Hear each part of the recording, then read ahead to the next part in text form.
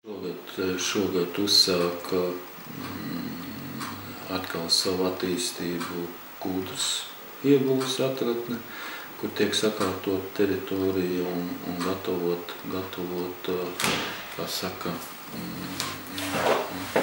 potenciālās ieguves vietas atbilstoši, lai varētu uzsākt ražošanu.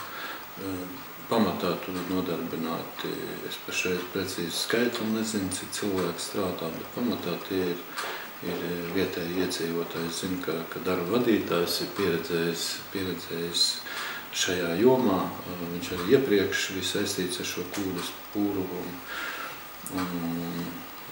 Priecē tas, ka notiek tur tās lietas. Ja.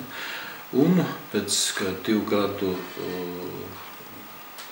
zināmas dīkstāvs, jo viena atradne tika izstrādāta, uzsāka šogad darbus Salkalnes S būvmateriālu ražošanas kompānija, kuru pamatā priekš sevīm izēvielu, kā saka, gatavo, bet viņi pārdod arī, teiksim, priekš ceļu būvs un citām celtniecības organizācijām vai privātu personām, kur mūsu pašu komerces sabiedrības sniedz šo pakalpojumu, kā saka, mazumtirdzniecības pakalpojumu no tāda viedokļa, ka viņi piegādā, ja kādam vajadzīgi mazi apjomi.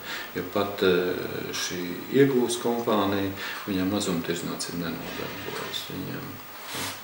Tā kā līdz ar to mēs esam sakārtojuši to tā, ja kādam vajag vietējiem no mūsu pašu, teiksim, grants iegūt arī šo viņu ražoto produkciju, to var izdarīt.